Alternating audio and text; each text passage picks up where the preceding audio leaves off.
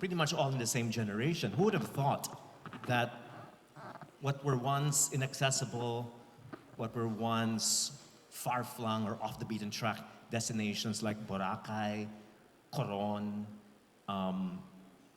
Siargao, for example, or even Davao, where Tomas is developing his properties, would be the it destinations of our generation, right? I mean, of course, there's still so much potential in these locations. They still have to be explored further, developed further, but we don't want to go there. We want to go to the next level. We want to see what else is out there in our country. And for anyone who's traveled the Philippines, and I know all of you here have traveled all across the Philippines, this is such a beautiful country, let's admit it. This is with such an untapped potential. So our exercise this afternoon is really just to kind of brainstorm how the industry can come together. I know we're all competitors. I know we're all competing in the same space, but how we can all come together, because sometimes it requires, a village, as it says, to develop a place, and not just one player, but many players to really bring infrastructure, to really attract global attention.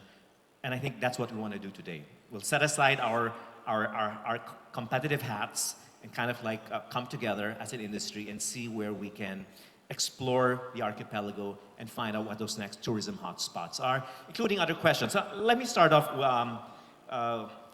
with a question for Megaworld. No? So, yeah, Cleofe, so Megaworld is aggressively expanding into lifestyle townships, as we know.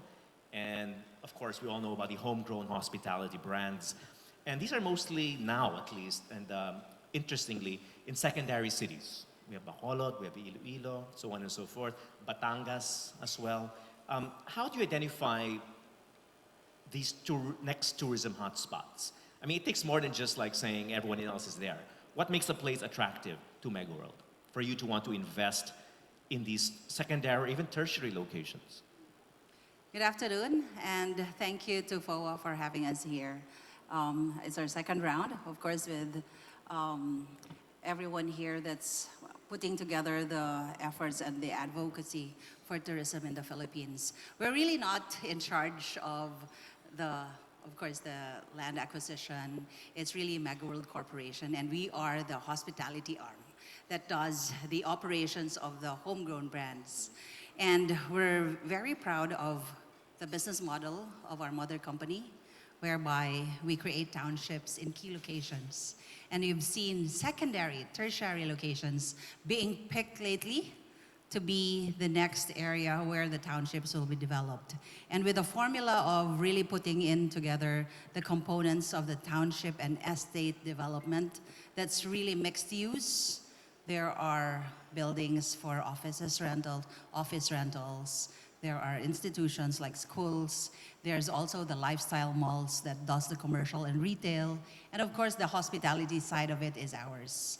And we're on the Live, Work, Play program, whereby all components of a community are in there.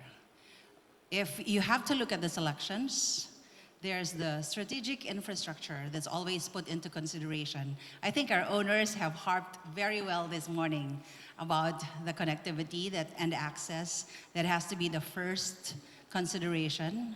Will guests be able to fly, or will the land development cost so much because the road infrastructure is not there, there's not even sewer system, you need to start from scratch. There are these considerations. And of course, the scalability. How far can you grow the development? And there's always the consideration of the alignment of community and the government. Yeah, we do a lot of synergy with the local government. In fact, for Megaworld Hotels, we've been trying to really spearhead ourselves the alliances of MICE Alliance in Iloilo, in Boracay, as well as Cebu lately. We spearhead because destination stewardship is key for us, meaning it may be a fresh location, it may be a secondary or a tertiary location, But if it's possible to develop the entire space, and it's a proven formula. You see what has happened to Iloilo Business Park and the likes of the other townships and estates we've developed. I think it's there. All right, you said that it's a proven formula, and exactly, precisely why it's a proven formula, that's why many others are following the same formula. But is there that extra ingredient that makes a difference? That is not in the planning, I couldn't everyone else has speak- the same blueprint for developing. I couldn't speak for my owners, but as one of the executives of their business, multiple business units, the only thing that I can speak for is that there's that ingredient where the vision of our chairman, Chairman Dr. Andrew Tan, really comes into play. You've seen, it may be hard to put in words, but these What is vision, it? Is it intuition? Do you just, these kind of know? visionaries just have it from a space with so much mountains, terrains that That's are right. almost impossible to. I want to put my finger on that. It's Yeah. like that ability to say, I'm flying over in my chopper and looking down. That- This is going to be the next big thing. that What is give- it in their mind? What is it? I mean, we can go to the others later on with their own take on this question, but having been with the owners, with the family, yeah, what is it? I call it intuition. It's a certain wisdom, but how is that developed? I've been with the company for 6 years already, and I have so much respect for our chairman. These eyes and you can call it intuition. Okay. They turn communities where nothing is there into townships, into working estates that really change the landscape and the livelihood of communities. Okay, I guess it's also keeping their ears close to the ground, listening to the local chismes and the power players in the area and knowing the right people. That's all part of the intuition and the wisdom that goes into this. But I want to go to another ingredient. By the way, the format for today, in case you're wondering, is we're going to go through each resource person one by one, rather than like a debate, rather than like a round table. It's just going to be literally one by one. And at the end, we'll just ask a similar question for everyone, just to keep things orderly and within the time frame. So just my other question for you is, I think the other ingredient, of course, is understanding the local culture. Really, if you're not from there yourself, it's knowing enough people, having enough information about the local culture. And some local cultures are so colorful, so interesting, so inviting, so welcoming, hospitable. I think that's kind of like the edge over other parts, no? And because Megaworld Hospitality has a wide portfolio of homegrown brands, how are you able to like really integrate these local culture, local color traditions into the hospitality experience? Having launched about 36 townships already, I think the company has been able to fully embrace that there's culture that's innate and intrinsic in each community. The peculiarities of the culture that you revolve around with is a very important consideration and factor. We do have specific programs that actually work for certain locations. Like we spearheaded Visit Iloilo and put it back to the community for the local government to work on, and stakeholders are really owning it like it's not ours. I think rather than defining how we're surviving it, but I would rather explain that the synergy and the collaboration and doing it deliberately has really been a big factor for us to succeed where we are. Recognizing that when you market your own brand, it's really harder. But when you synergize and involve the entirety of the community, putting brands aside, we've heard a lot of our owners actually this morning really say about the collaboration and the synergy, and it's the formula that we're banking on to get us through with more projects in the future. All right, thank you so much. Let's go to Tomas now. Tomas, we're speaking about the intuition of developers, intuition of visionaries, and there's also counter-intuition, which sometimes also works. In your case, or if you're not familiar with Tomas, because I visited his property recently in Davao, there's an element of counter-intuition, maybe even where, at least on the surface, it seems, why Davao? Everyone thinks Mindanao is not safe, it's inaccessible. Mindanao has no luxury market. On the other hand, in the Lubi Plantation Resort, the Dusitani as well, it's far-flung, it doesn't have the infrastructure. But then, of course, what made you want to take that big risk to develop these areas of the South? Yeah, thank you, David. First of all, if you're not successful, they call you buang in Visayan, crazy. Which is crazy. But when you're successful, you're now a visionary. You're the same person. Just remember that. Try and try again. So I like to just speak straight because I think you've all had a long day of listening. So first of all, the idea that I had, I always tell people, hotels for me are really not my core business. They're an amenity to my condominium developments and to my township developments. So there has to be a reason why I'm doing it. And I just happen to get into it because I want to learn and see where I can improve. Now, in terms of Davao, Mindanao, three things that I want to, share with everyone. Number one, Davao is very safe. It's actually one of the safest places now. And it's been that way for some time now. And also, Davao is actually several provinces. That's what people don't realize. They don't realize that Davao is quite large. But also, we have a lot of Filipinos who think that Cebu is in the north. So somehow, sometime in grade school, they were not listening to their geography. But that's okay, because then I can bring them to Davao and they have no idea where they are. So the idea really is, first, it's safe.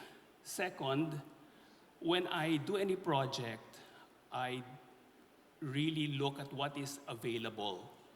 I will not think of, is the government gonna do this? Is a foreign fund gonna come here? Because if you just wait for that, you'll be waiting and waiting and waiting. You might as well do something, get it started, and then things will happen, which is what happened to us. Since we were an hour away from the Davao International Airport, we realized this is accessible from through any international flight, destinations, whether it's Singapore or Hong Kong or Thailand, or now from Qatar. So we get international visitors, which we were not really expecting. The second thing I want to share is that, growing up in Mindanao, everyone drove. Driving 5-6 hours is not an issue for people. Driving 8 hours is not an issue for most people. Do you know why? Because the roads are good. We have excellent roads. It's not lubak after lubak after lubak. It's not 4 hours of bad roads. We have excellent roads. So most people in Mindanao drive. That's why the infrastructure is already there. The third thing that I saw, which I always, even in my other projects, it's demographics. We are solidly invested in the rise of the Filipino. The Philippines is getting richer. It is getting richer. And yes, you see all the economic reports, but this is me understanding and seeing what is happening. I see people coming in. They have luxury goods. When I was doing a project in Sampaloc as a university resident, what did I see there? Dogs. Nice, expensive, well cared for dogs. What's that a sign of? It's a sign that people have money to take care of dogs. So what did I see in Mindanao? I saw a population that knew luxury, that knew how to live. You just have to give them that opportunity. And true enough, I built that, and everyone was saying, oh, Davao, hanggang 3-star lang yan, 3-star, 2-star, 1-star. So when you put a 5-star, what happens? Everybody becomes a cover band, gaya ng gaya, which is fine. Everybody realizes, hey, there's actually a market, and then it goes up. So, demographics. There are 110 million Filipinos with money. For me, media, I see any negative media, I always say, well, that's their opinion, but my opinion is people have money and people are willing to spend. So I want to ask you, that's a great point, by the way, because it gives us a different lens to look at places to develop, as opposed to the usual,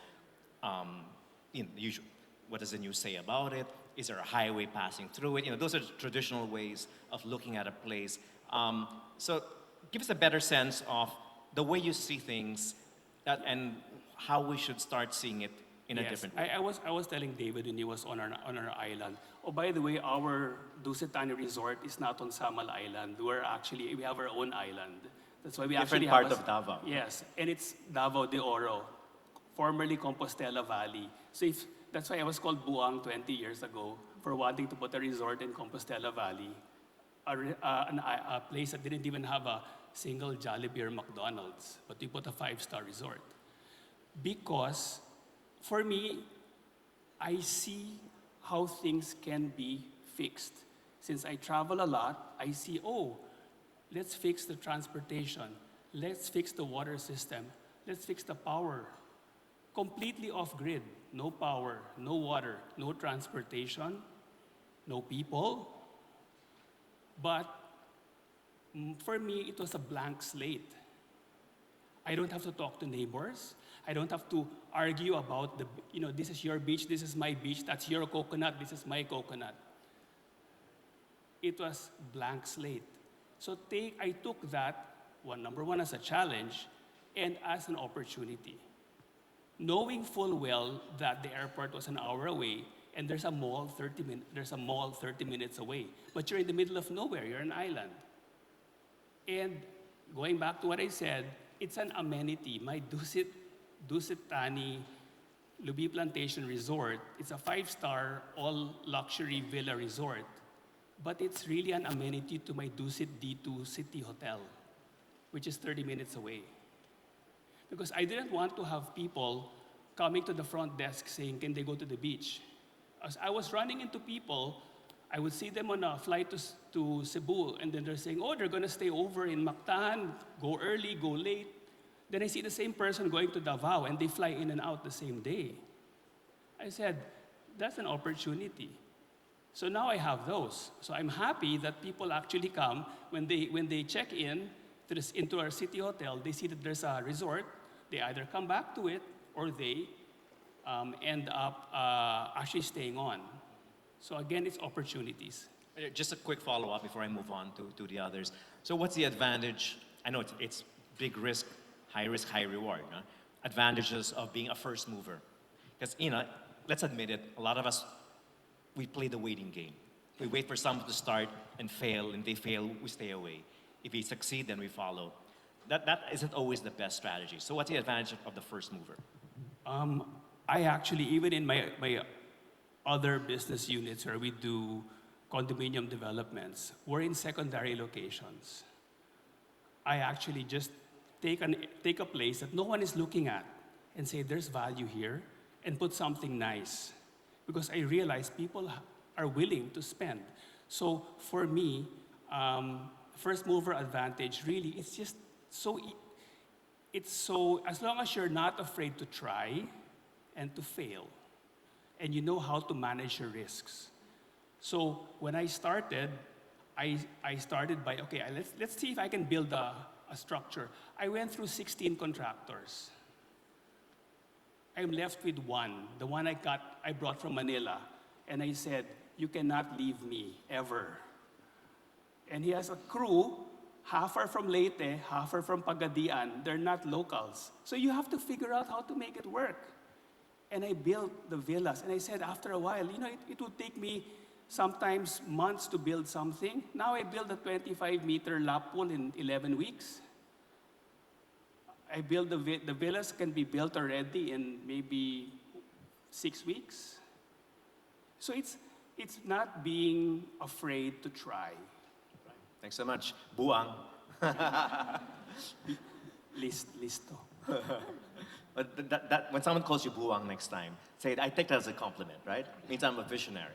Okay, let's go to Gel, Gel of Admiral Hospitality. Now, Gel, we're talking about innovations, being first movers, redefining the industry, taking risks. Yeah, you are taking risks. You're taking a traditional condotel. I know it sounds like an old-fashioned term, the condotel. No, it sounds so 70s. The condotel model. And, well, you're redefining it by infusing a wellness center design, very upscale. But I think what's important is you're choosing non-traditional locations.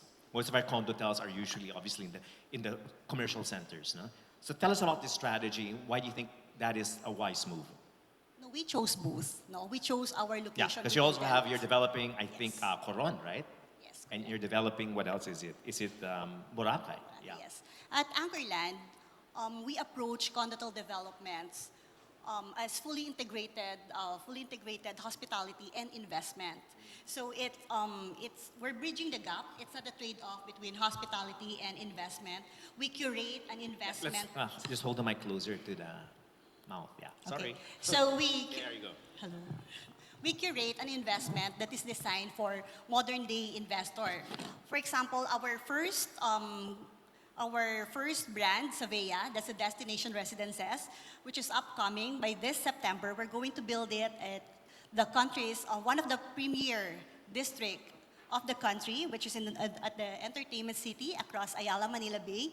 We're featuring wellness-centered design. We also have the 25-meter lap pool. So it's a condotel development which features ownership and access, performance and purpose. So we are targeting investors which are conscious with financial returns and yet conscious also with the brand alignment, guest appeal, and long-term destination value. That's why we called it destination residences. No? And also, in terms of location, we choose location with intent. Boracay and Coron are already established leisure anchors. So we're planning to develop Savea there. We also choose San Vicente, Palawan, which is a frontier destination, as well as Savea Central Rojas Boulevard, which is located in the culture-rich district of Manila Bay. We already have one traditional boutique hotel there, that's M Gallery. We also have two luxury developments there, the Admiral Grand Suites and Admiral Bay Suites. So together with this seasonal and location resilience, operational efficiency, and wellness center design, we're targeting investors which are more conscious on the hospitality and investment.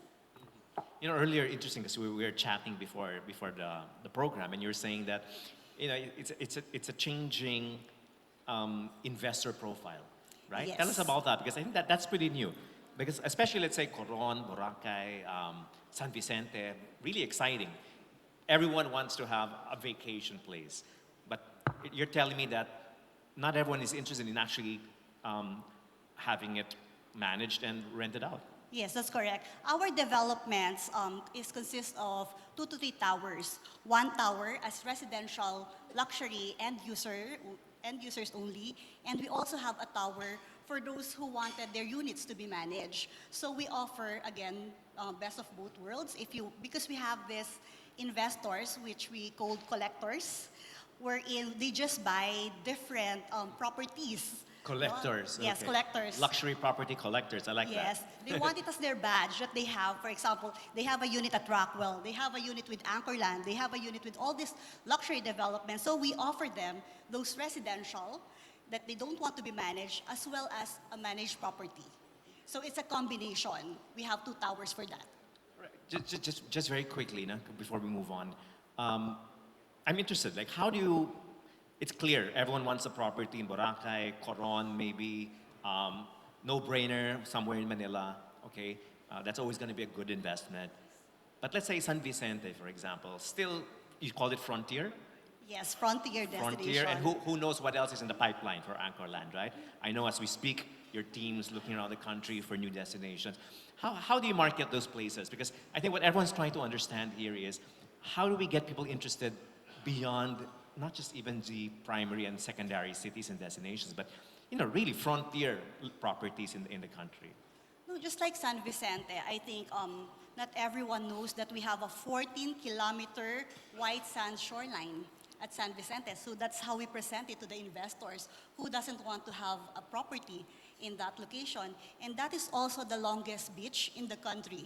So the place is very strategic, again, for the investors.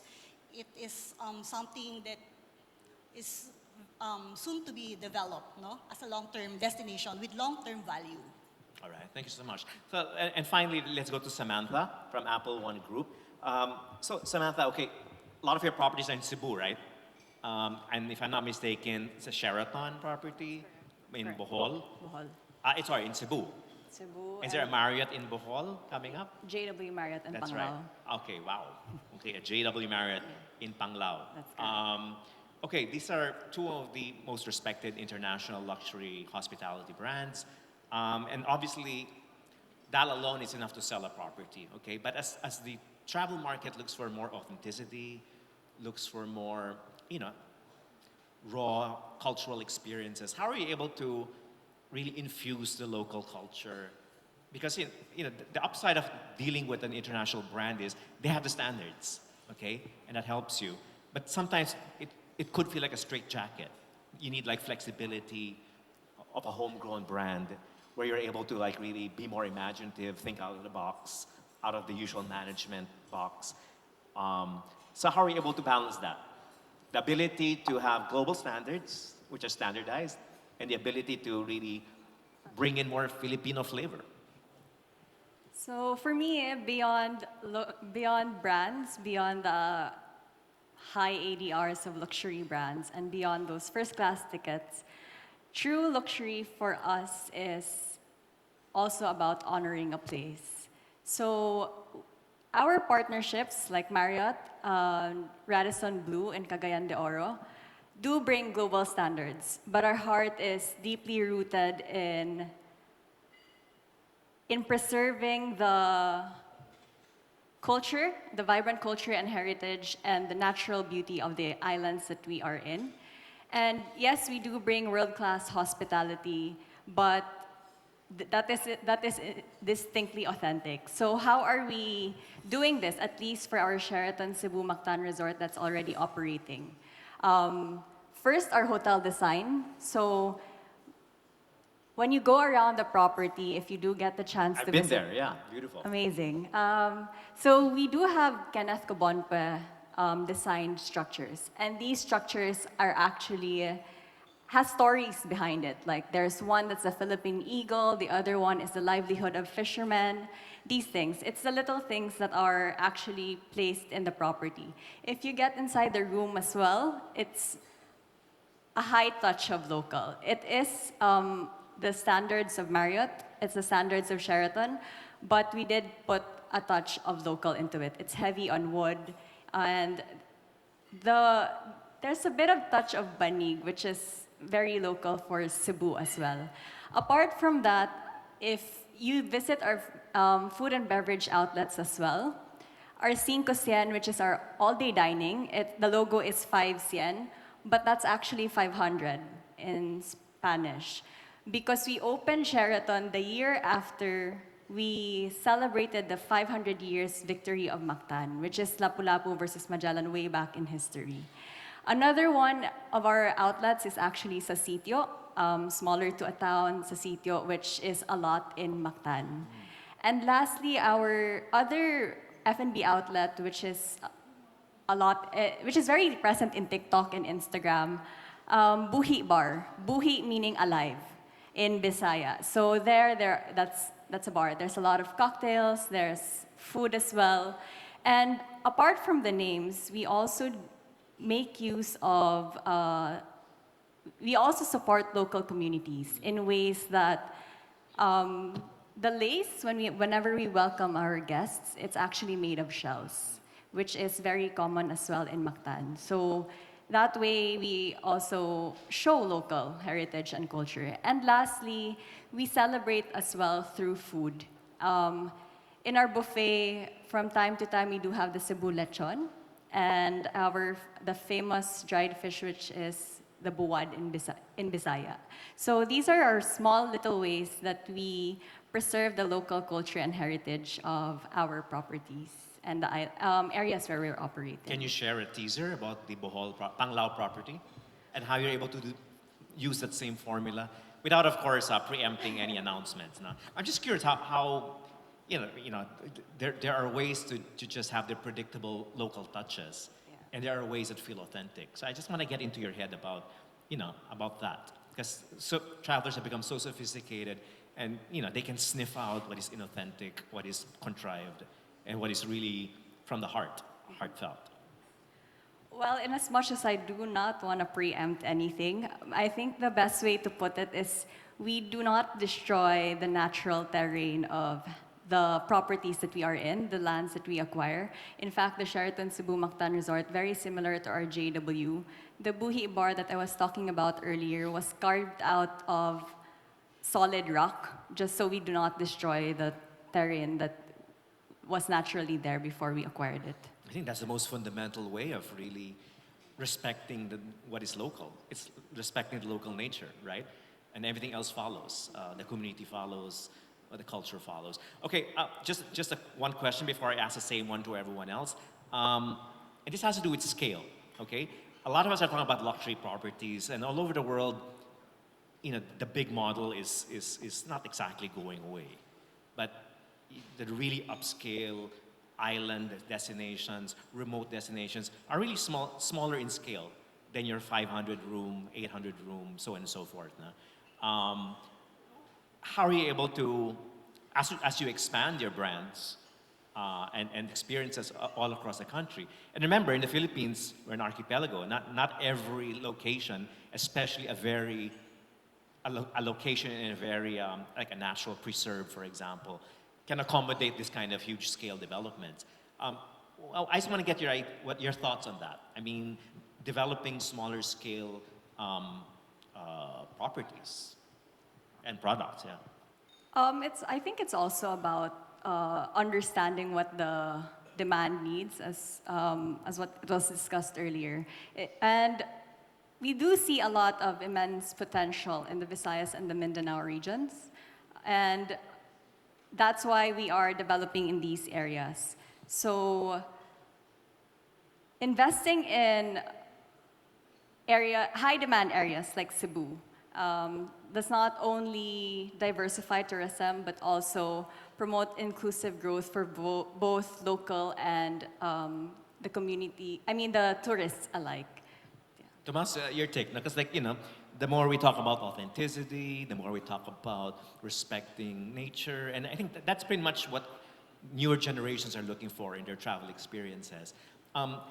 There's a corresponding impact on scale, okay? These are usually smaller properties, boutique properties, maybe not boutique, but definitely not these large-scale sprawling developments. At least that is the perception. Just your insights on that. How are you able to balance the requirement of travelers and, of course, the investors' requirement for return on investment? First, it really depends on what your room rates are, your ADR. If you're talking about a $200 property versus a $1,000 property, there's a different kind of market. What we've done is I took luxury and made some of it, and then I shrank the luxury. In other words, if this is a $1,500 per night room, and it's 300 square meter villa, I shrank it into a 40 square meter room, premium room. And that's how you're able to get that. And you saw, a lot, in terms of going local, I noticed that, people below 35 years old, they're really into sustainability. They actually read how sustainable you are. So my number one selfie spot is the solar farm. Who would have thought, right? 1 megawatt solar farm, and they're having their pictures taken. The second thing that we've done is instead of hiding the water heaters, I expose them outside the room because the water heater uses the air conditioner to heat the water. It costs me $0 to make hot water. I think that's 300 planchas a day kasi Filipinos only know plancha eh. When you talk about, I won't talk about carbon credits and kilowatts. When you talk about plancha, they so get it. Okay, so the idea really is how you preserve the environment. Or for example, when they said, oh sir, the whole island, we have to make it a foreshore lease. I go, no, just make it a marine sanctuary. You'll get the same effect. And we're protecting it. We've been protecting that island for the last 40 years. So really, it's what is there. And in terms of, we're now at 88 keys. I can add another 100 keys, and it's an island. That's actually still low. It's still low density. But the idea is don't overbuild that you become like everybody else.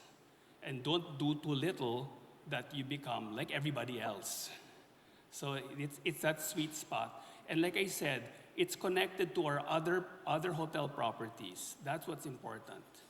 And talk about local. We have a very big Bangsamoro market coming from Cotabato, Maguindanao, and all that.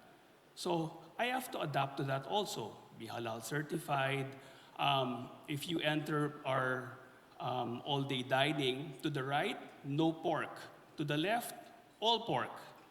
So it's respecting also what the local cultures want. And Davao is such a mix of groups that you really have to take each group and make sure that they feel that they are cared for, and more importantly, that they are heard. Gel, on the same train of thought, I want to get your own thoughts on this. As we're, the theme of our topic, or the theme rather of our talk today is looking for that next destination, right? Usually these hidden gems, places out there that haven't been thought of or have been overlooked.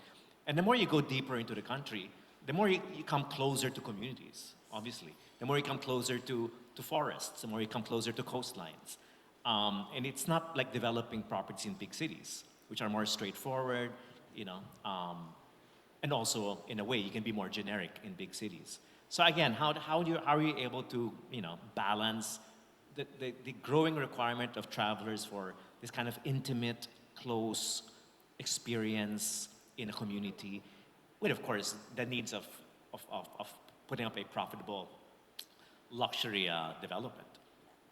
First, for our urban properties like sa Bay City, Manila, we designed a property that will cater for a diverse market, from eco-conscious traveler to multi-generational.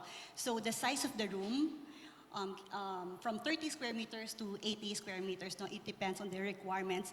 And all of the guest room is anchored on the art, which is made by the local artist.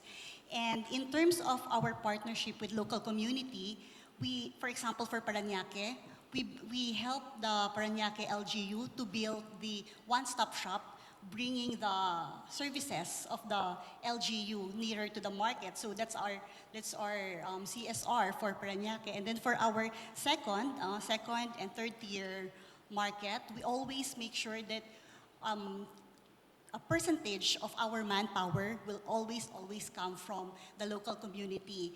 We have to make sure that the community is taken care of. And also, we have to, as part of our research and development, we always have to see what is the local food and infuse that to our menu selection. We have to really work with, for example, for Palawan, for the indigenous people there. So San Vicente is the location that I can always share. We are working with different sustainability efforts. I didn't know the Apple One is already there, and Megaworld is already there. I just learned this morning. And I believe the holistic approach for this destination, and cooperation with different developers also, the community there, it's the whole ecosystem that will help the destination flourish. Finally, Cleo, no? Same question, basically. Scale, I know your portfolio would have from large to maybe much smaller developments. And what's interesting is this new direction you're taking with smaller developments in smaller locations, more remote locations. And yeah, because the more we want to promote the Philippines to the world, obviously, we have to go beyond the Manilas and Cebus, right? And when you start talking about smaller locations, front and center would be the local culture, right? And the flora and fauna. Yeah, I wish I can define what size appropriate would be in a market, because Well, there's no formula, I suppose. Exactly, As Tomas said, it really depends on finding that sweet spot. But then, of course, there are parameters, right? exactly. We've got projects that are of smaller scale as well, and some are not yet launched, and these are on the luxury space. Some are in Hamptons, Caliraya, and these are bayfront with golf courses. But majority of the projects that we have, which also allows us to really double our ability to continue to grow, are really our 500 room count, 400 room count properties. And it may not sound ideal for others. Yeah, we agree. In fact, someone here said, "Are you crazy?" Yes. But we're good soldiers. We take care of our shareholders. We contribute greatly to the economy. These projects, no matter how unideal they may sound with a count, are actually giving back to people who have trusted us with their investment. I'm very proud that Megaworld Hotels and Resorts is one that has operated the condo hotel business space, and successfully at that, with all humility, for about 10 years already. And there's always a question whether putting this much number of rooms is ideal for sustainability. Well, we can focus on the other things, but the authenticity is never absent, even on the bigger projects. We do hire a lot of the local communities. The volume that you're able to actually cater in terms of guests, especially for MICE. That's why we are so focused on MICE, because that gives the volume. Case in point, Boracay. I know there are so unideal stories of how Boracay has been run, but the story is also very inspiring. If we look at how it has suffered for the past 2 years of the pandemic and how people have been very resilient to keep going, because it's everything. Tourism is everything it has in that area. There's so much to learn from that story, from that journey.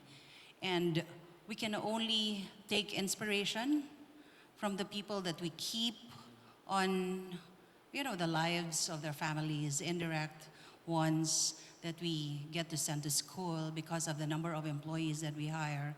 We're already at our 3,000 level with only 13 hotels.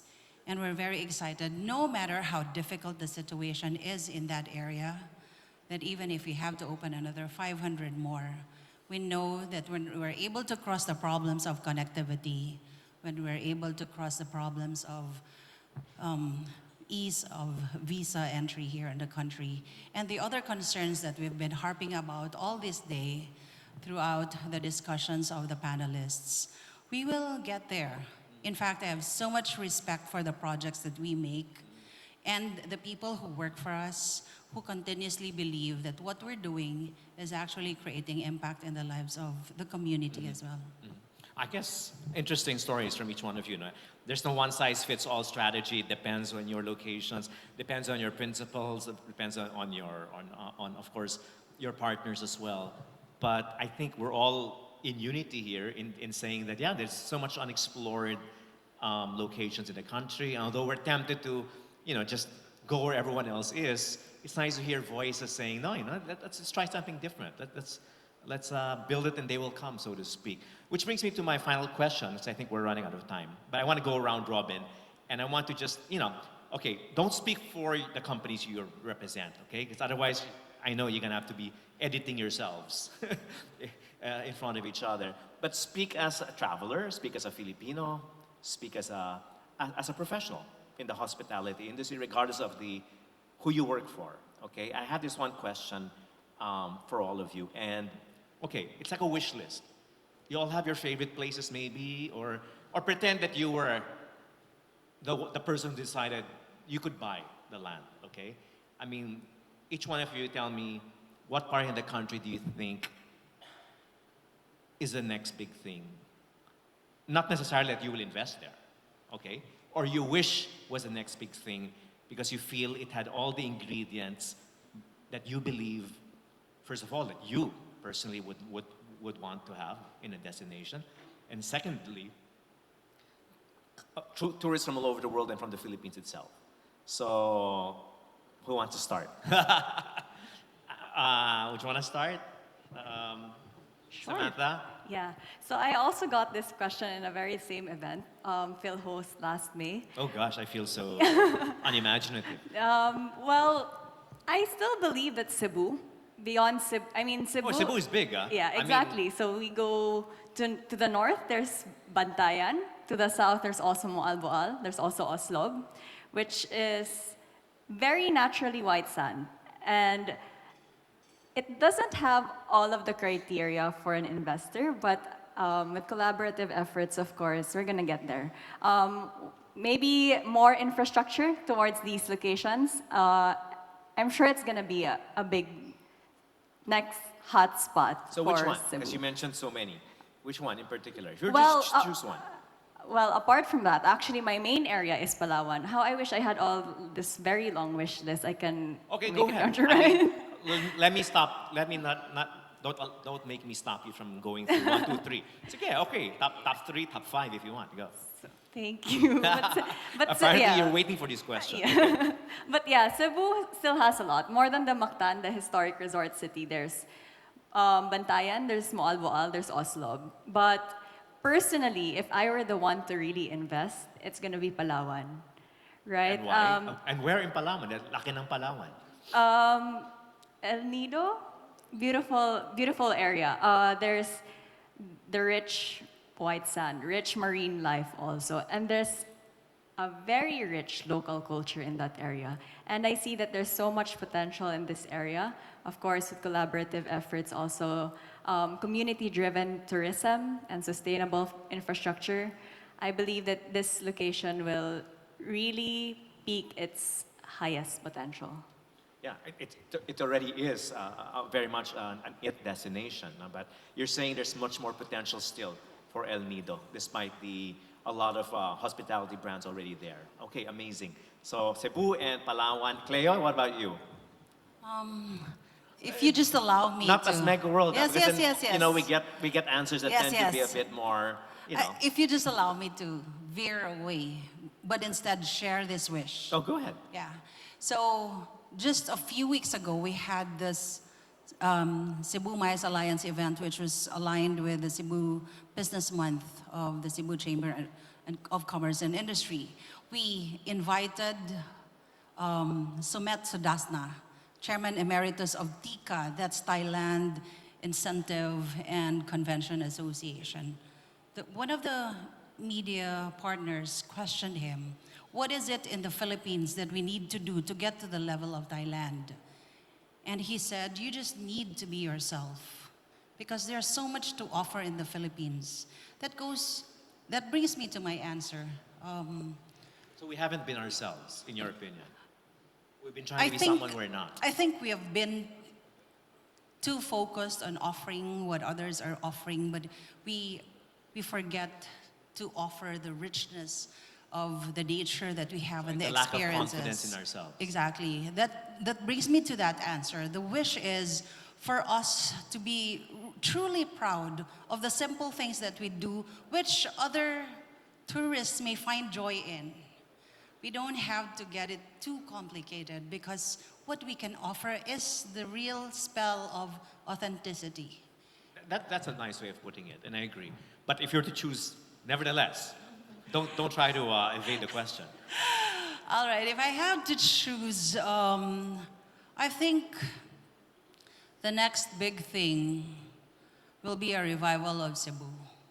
Oh, okay. So two Cebus. Um, Cebu is in the al- lead right now. I'm Okay. also a Cebuana, and I've seen the market relax a bit for some time with too much confidence of what the businesses have brought in the community, with Cebu province being tagged as the richest in the country.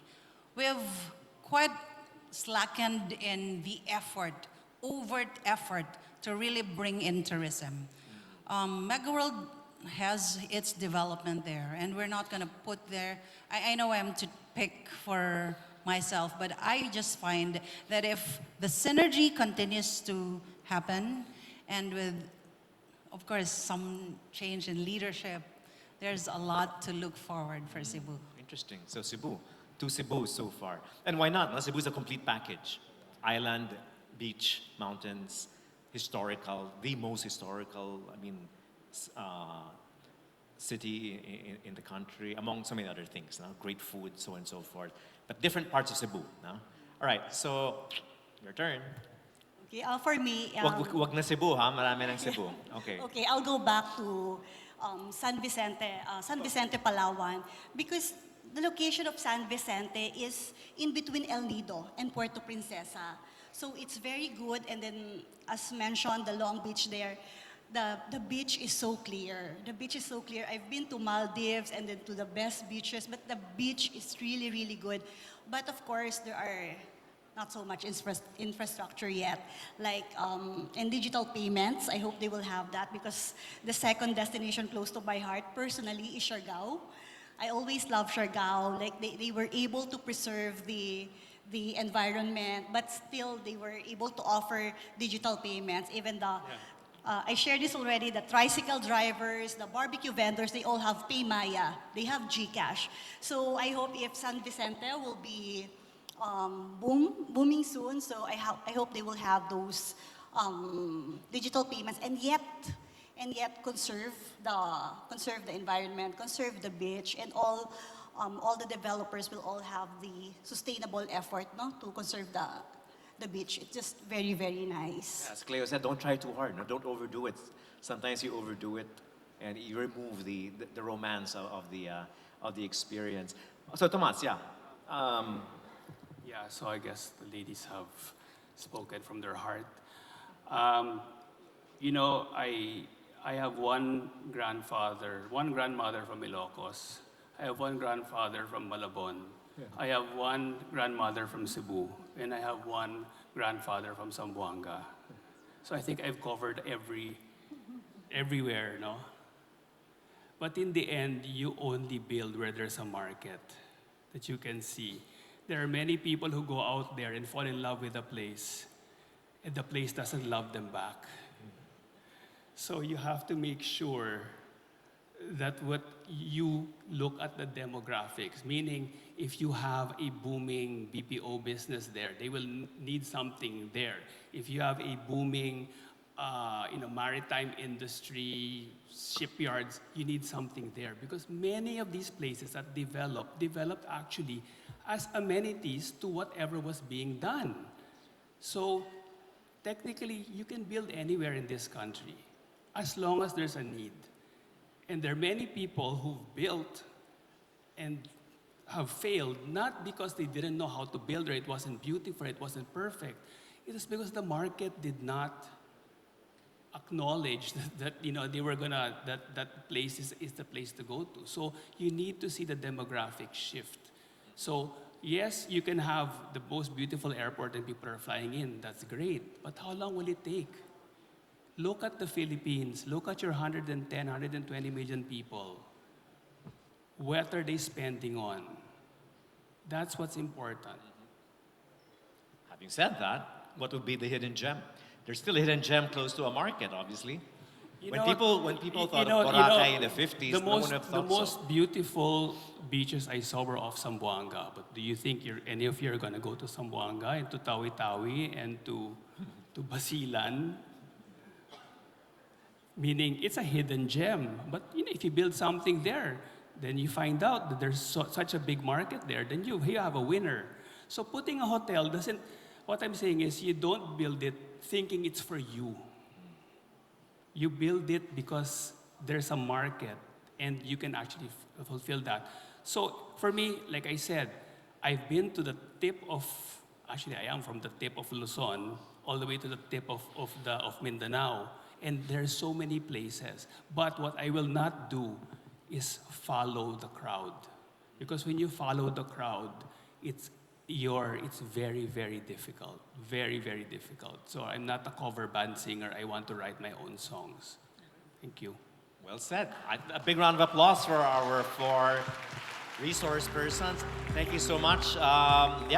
There is no open forum, by the way. Sorry, this is just a roundtable discussion. But thanks so much, Tomas, Stephanie, Samantha, Agel, and of course Cleo. Thank you so much, Tomas. All right, thank you so much. I hope you enjoyed that.